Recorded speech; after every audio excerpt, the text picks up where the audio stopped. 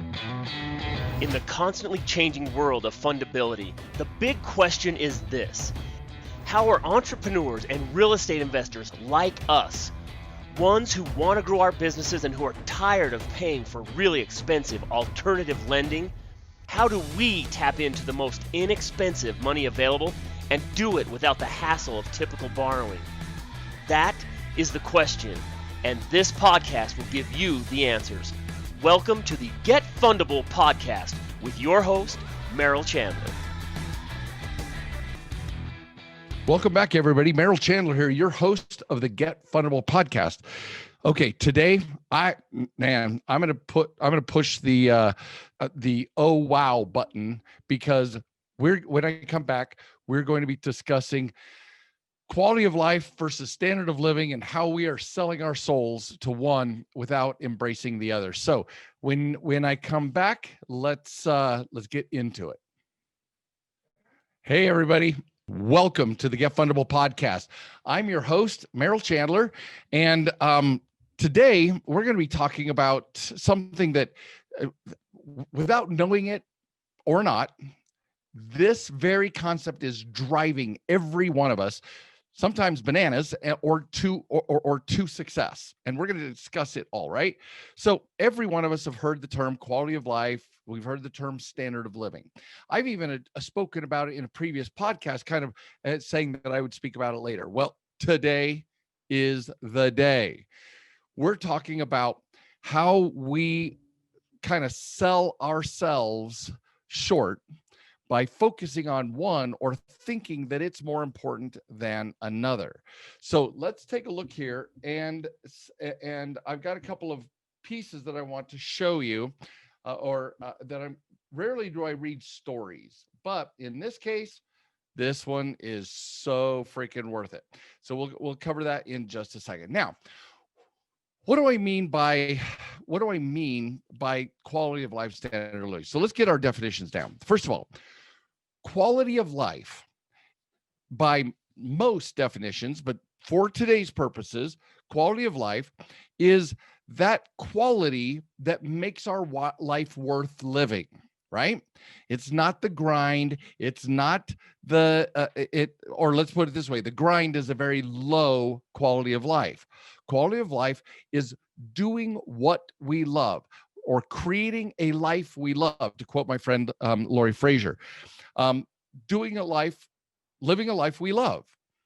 And the more we love it, the higher the quality of that life, right? So there's definition number one. Definition number two, standard of living is, think of things. Standard of living is the things you can buy, the size of a house, the type of car, you can drive around on a bicycle if you need to get around. I mean, the street I live on, you would not believe, everybody goes to work. There's literally, it feels like hundreds of people commute to and from work in front of my house along this. It's called the Bonneville Shoreline Trail, and it takes you all the way down to downtown Salt Lake City. So to get around is one thing, but the level at which you travel is raising that standard of living. So standard of living is about things. Quality of life is about literally quality. Now, why is this important? So I'm going to start out with this story, and indulge me, but I'm going to read it because I can't speak it better than it's already spoken. So I want you guys to be able to hear it and read it. So here we go.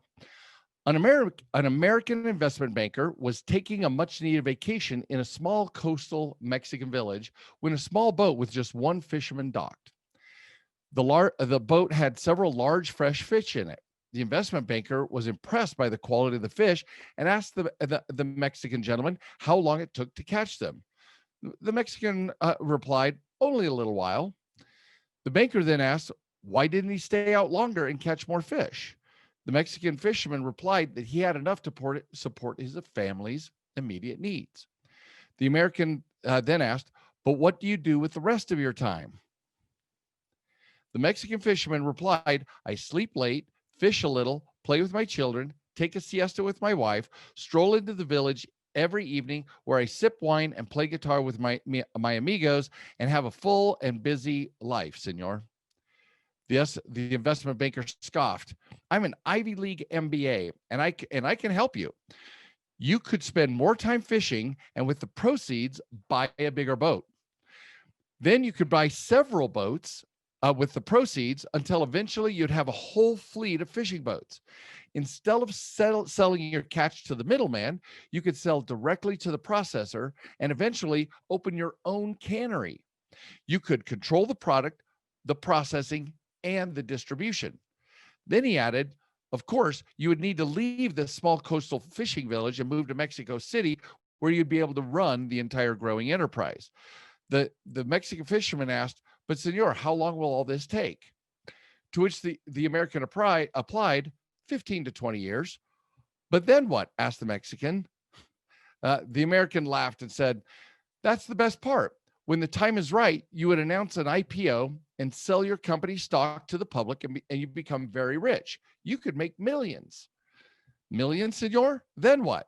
To which the investment banker replied, then you could retire. You could move to a small coastal fishing town where you could sleep late, fish a little, play with your kids, take siesta with your wife, stroll into the village every evening where you could sip wine and play guitar with your amigos.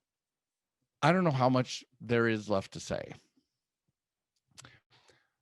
because the end game, the quality of life of the Mexican gentleman was already an idyllic version of what some people say their retirement needs to look like.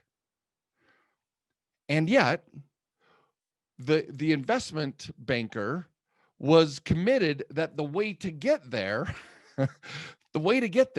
is through the process of working your ass off for 15 to 20 years and then selling your enterprise and then moving back to the very fishing village that he started from.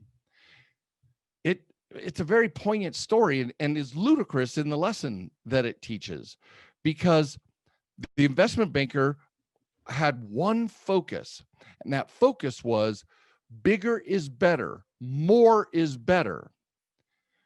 So the purpose of the end game for our time together on this podcast episode is for us to explore, what is your end game? Now, many of you have heard me talk about Z, right? In the A to Z of life, what's your Z? What's your end game? And people are like, what do you mean? That's just like asking, what's your Y? Yeah, they're the last two letters of the alphabet. But think of it this way. When people say, what is your why? The vast majority, boot camp after boot camp after boot camp, it's having enough money to have send a legacy to my children, to provide them a legacy, send them all to college, to be able to do charitable work, all the things that people say what their why is. And I kind of push back a little bit and I say, then there is room for Z, because your why doesn't talk about the quality of your life, just the new activities you're going to spend your time doing. You're going to spend time with your grandchildren. You're going to spend time with your loved ones. You're going to go to a remote fishing village on the coast of Mexico and fish a little, take siestas with your wife and play with your children.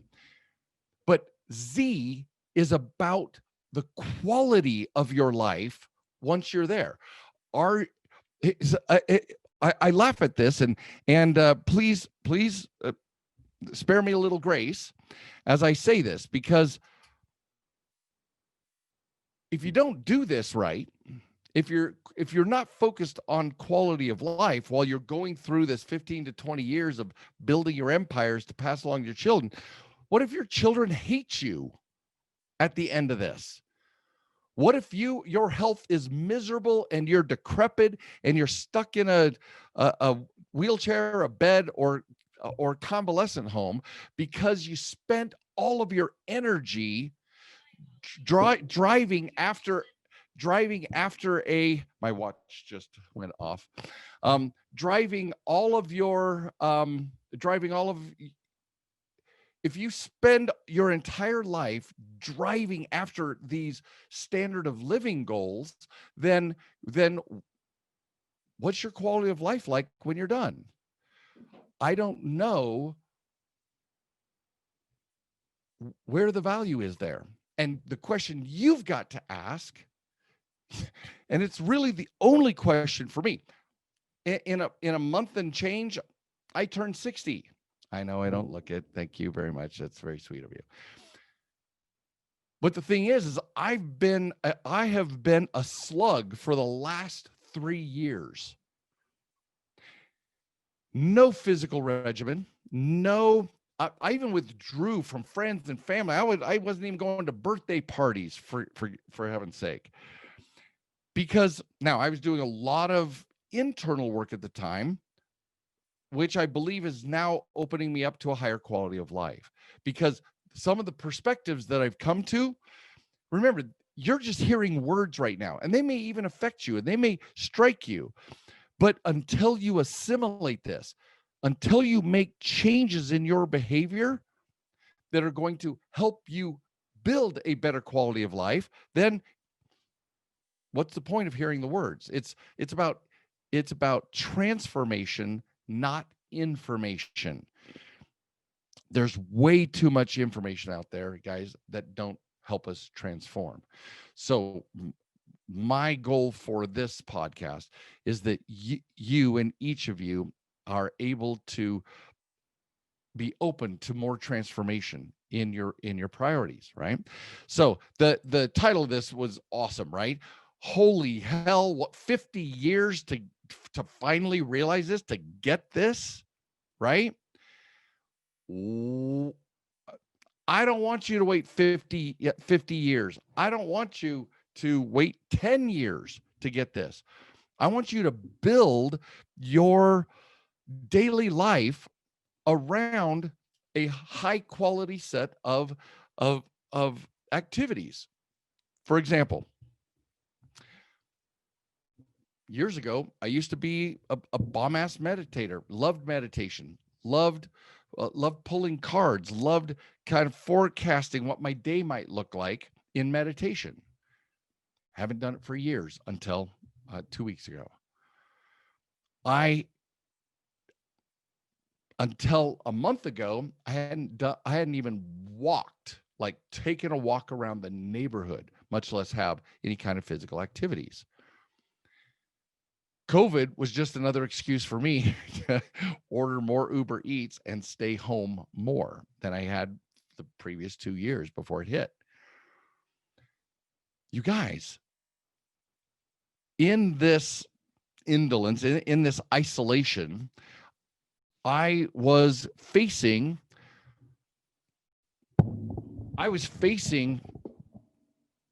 some people call them demons, facing our greatest fears, facing those things that have been held onto us and our programming, right? And I heard this great, I watched this one TV show and it was amazing. It said, our demons are only little children wearing costumes so no one can hurt them. And for me, that's true. Every boogeyman we have in our life, all of our fears, all of our the things that have the tragedies that we've experienced, we have these bolstered up parts of our personality, our soul, right? We have parts of us that gets angry or some of us may even be violent. We'll get recalcitrant, we'll get stubborn, we'll shut down, we'll cut everybody off in our lives because we can't deal with the feelings or the sensations that we're having. You guys, what happens if you spend, because if you're in my tribe, I know you're working your freaking asses off. But if you're not focusing on quality of life today, there is no quality of life at the end of this rainbow, no matter how high your standard of living. You can have 100 rental properties. You can have a yacht. You can have a speedboat on the lake. You can have a motor home. But if you're broken down or shut down emotionally, mentally, spiritually at the end of this, because you guys, we get tired. If you're shut down or broken at the end of this, your children really want anything from you except some money, maybe, to facilitate their lives? Did you create 15 to 20 years worth of powerful deposits into their emotional bank accounts, their spiritual bank accounts? Did you have family vacations once a year, twice a year, once every 2 or 3 years, but something that builds that quality of life today? So many times, guys, I am privy to the pain and suffering of the vast majority of my clients, because they come here because they're not going fast enough and far enough as they want to. And some feel like they're running out of time, or some feel like they want to retire at 30. And I, more and more, since I've slowly been awakening to this myself, I'm like, so what's your end game? I want to leave a legacy to my children. So do you plan on having a good relationship with them? Yes, of course, Merrill. What are you doing today to build that relationship so that they receive your gift, your legacy, with honor and gratitude and even sorrow at your passing? Or is it like, glad the old crotchety old man is gone. At least I got some money to show for it. Because so many of us are so hell-bent, so freaking hell-bent on getting there that we are not smelling the roses, much less loving our children, loving our families, loving our whatever. Coming out of this hole, the very first time, he's 3 years old, and I heard somebody who triggered something, a transformational thing for me. I sent a love note in a text, a video text, to my daughter for my grandson, to tell him that I love him, that Poppy Merrill loves him. But he's 3 years old. What have I been doing or not been doing as he was growing up, right? Sure, we have family dinner. Most of my children are nearish by. We get together monthly or so. But what else can I do to create a quality of life today? Now, let's take a look at, you know me, I love physics, right? My whole acceleration equals momentum equals impact. You guys, I love this stuff. But now I'm going to show you how this actually applies. Every one of you have read books, seen The Secret or whatever, the power of magnetizing things to your life, law of attraction, whatever thing that you've studied, doesn't matter. They all speak the same language. But the thing is that when we say that we hold space for something, what we're doing is we're creating a vacuum in our psychic space, our spiritual space, our emotional, mental space. And nature abhors a vacuum. And so what does nature do? What does life do? It fills it with like-kind energy, right? Well, here's what's interesting. If you don't create this vacuum by making a stand of what the quality of life you want to have, and it's clear and it's written, you know the game, everybody talks about it, so I don't need to go into those details, but it's clear, it's written, it's simple, it's expressive, and it bears in mind your purpose and faith that your purpose will be fulfilled, right? So if you don't know what your purpose is in this life, we need to start there. There'll be a future episode on that. But for now, when we say that we are clear about what our end game looks like, what our Z looks like, then we're actually creating a hole, a space to be filled by whatever and then name it, your higher power, God the Father, God the Mother, the universe, whatever it is that how you describe that thing, that magnificent energy that is larger than you. Until you hold space for it, nothing's going to happen. And that's why we have to work. And I want to cover this in a moment about the two options that we have, right? But if it's full of doubt, if you that space is full with your doubt, your fear, or that shit doesn't work, or whatever it is, then there's no hole for nature abhors a vacuum. You create a vacuum. Think of it this way. You know what injection molding is, right? Rubber balls, plastic toys, plastic dolls, they all use injection molding, which means that they create it can be glass, it can be wood, it can be metal, but you create the opposite of it, right? You create a mold for it, and then you fill it full of plastic, and then it dries, and you take the casing off, and you've got your doll. Sculpture, many types of sculpture the same way.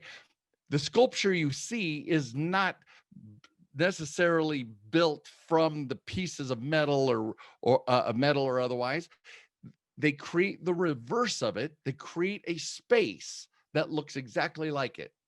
And then they pour the bronze metal in or otherwise. They pour it in there. They crack the casing, and now you have your bronze statue. But they made a model, and then made the casing for it so that it's the opposite. So we have lots of examples in our lives of what this holding space means, the vacuum that we create to build our quality of life. Now, it's taken me a whole lot of time to learn these things. I don't know what I was smoking. I don't smoke, but I just know that as I come to this, that my opportunity and my devotion to you to share at least what I know. And because we're not good at creating and manifesting, guess what we do? We just beat down the elements until they relent. So the way I describe this is setting an intention. That's the molding. That's holding space. That's creating a void for the gods to fill of exactly your quality of life. But the other way, not intention, but attention. So attention means that you just keep hammering away at a problem until it relents. Which one do you think takes more energy? Which one depletes us more? So without getting way woo-woo, my intention here is the quality of life starts now. What are you doing? I saw a poster in one of my friend's house that basically said, do one thing every day that you love.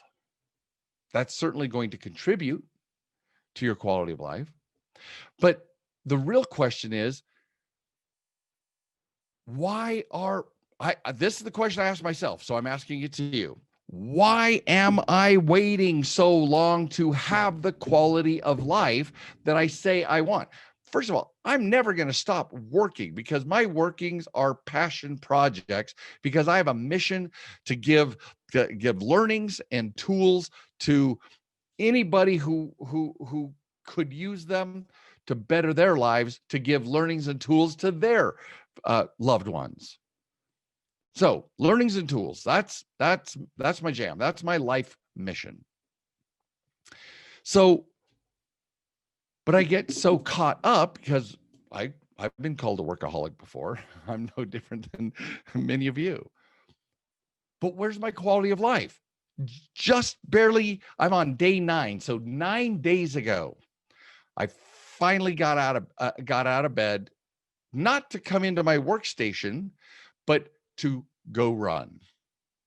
And I'm on 2 miles now, and I'm running half of it. But it's 1/10 of a mile, walk, run, at 1/10 of a mile in intervals. So interval training, whatever you want to call it. I'm also doing a physical regimen. I'm also doing yoga as a kind of as a warm down, right? And then I'm meditating again for the first time in years. So when I leave that, jump in the shower, and then I come to my workstation, I've never been more grounded in my life. I ache a little bit, right? So that I'm not in a physical comfort zone. My usually while I'm in the shower, I have a whiteboard in my shower with a marker, because that's where ideas come, and they've been flooding to me, because now my brain, my body, even my emotions are quiet.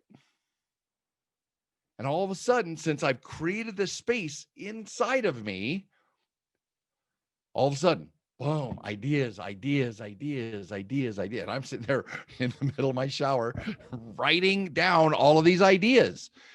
That is, by the way,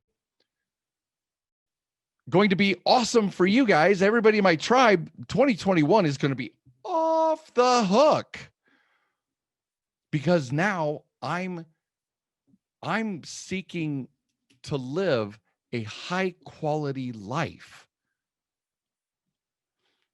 And my standard of living is awesome, but I don't know how many. I definitely don't need a yacht. But if I want to take my family out yachting, I'll rent one. So I've started reprioritizing, guys, and I'm asking you to do the same thing. What are you doing right now that is giving you quality of life? So here's a perfect example. So I'm out. I'd been walking for like a month, the 2 miles. And then I as I've said in other episodes, then I go to this what I thought was a business seminar, and ended up being like a damn boot camp. And they gave me a 30-day challenge to fit back in my suits that I've kind of grown out of. And so I end up coming back here, and instead of walking, I now do interval run, walk, run, walk, run, walk. This morning alone, I shaved a full minute and 10 seconds off of yesterday's time. But here's the thing. When I'm out there running, my normal way is go, I got to do this, keep your word, got to do this, keep my word, got to do this, keep my word. And then like on day 3 or 4, it all changed. I started asking, hold it. Why am I doing this? Yes, I want to fit in my suits. Yes, I want to get rid of I wish I could call it COVID weight. It's not. I was already half this overweight before COVID hit. But why am I doing this running? And I started looking for podcasts that I could listen to, people who would inspire me, and so that my mind and my heart would be touched during this 30 minutes, this 30-minute period that I was exercising my body. But at the same time, I wanted to feel exhilarated, because so many times, guys, I know so many of you do it just like I do it. It's like, let's get it done. It's a goal. I'm keeping a commitment. I know it's good for me, rather than saying, how can I enjoy this? What can I do right now to enjoy what I'm doing? How is this part of the quality of my life? How can this contribute to the quality of my life? Right now, running, sprinting between two damn speed bumps on this 2-mile stretch that I do. How can that contribute to my quality of life rather than be just one more goal. Got to finish flipping this house. Got another tranche of notes to buy. I gotta finish the staircase so that I can get this up for sale. Right? Got to buy that other franchise. Instead of it being just another damn checklist, how can we improve that? So, how can you in your daily, whatever it is you do, your meetings with your contractors, you're going out and farming for houses, you're walking down the neighborhood and you're passing out flyers, whatever it is, whatever you're doing, how can that contribute to the quality of your life? Because if you focus on the quality of your life, one of two things will happen. Either one, you will not be so concerned about filling up the void with stuff and things because you have a high quality life. So there's no void to fill. There's no hole in your soul to fill. So that's number one. Number two is that you will attract, your quality of life will attract the perfect set of things. You'll be creating space for the universe to fill that vacuum with the things will give you more quality of life. You follow me? Either A, you change your values and say, you know what, my four cars are enough. No, just kidding. Or you'll say, you know what, I want a car for every day of the week. Now, I don't care what your values are. I'm saying, how are you going to stop buying shit that's trying to fill a hole in your soul and start building the quality of your life? And every day, I don't care what you're doing, ask yourself the question, because this is the question I ask. And I'm telling you right now, I don't mind the PT side of it, the physical training, my push-ups and sit-ups and all that stuff. Those I've been doing it my whole life, except for the last 3 years. So that one's kind of muscle memory. Running at when it's 35 degrees outside and pitch black, that takes a little mental discipline to get out there every day. But the second I started, how can this 30 minutes add to the quality of my life? There's some podcasts I've wanted to listen to. I've never taken a single damn moment to listen to them. Recommended by people I love and respect. Haven't done a damn thing. So I now have a half an hour to go through to build the quality of my life by feeding my mind. And some of them are just that, not about business. It's about integrity and trust and building relationships and ways that improve the quality of my life. So ask yourself, in every way, in every moment, what am I doing? What am I doing to create a higher quality of my life right now in this activity? I don't care if you're sanding a damn staircase, putting on cabinets. What can you do? Do you take your child with you and have some time together? Do you send a love note? My phone is the most amazing instrument right now, because for the first time in my life, I have been sending love notes to people who are important to me. Some of them haven't heard from me forever. And I don't text them. I record it in our messages and send it to them. What can you do right now in the activity that you're doing to improve the quality of your life? And I'll say it again, either A, your standard of living will go up to meet your quality of life, or you'll naturally and effortlessly readjust what makes you happy. Because as the gentleman says, I could move to a small coastal fishing village where I would sleep late, fish a little, play with my kids, take siestas with my wife, stroll to the village in the evenings and sip wine and play guitars with my friends. Do not wait till you retire. Do not build a legacy that you are too dead and or tired and or cranky and or asshole-ish to then pass it on to children who have been angry at you for years. Don't deceive yourself, because the quality of their lives, every one of your loved ones, the quality of their lives depends on the quality of yours.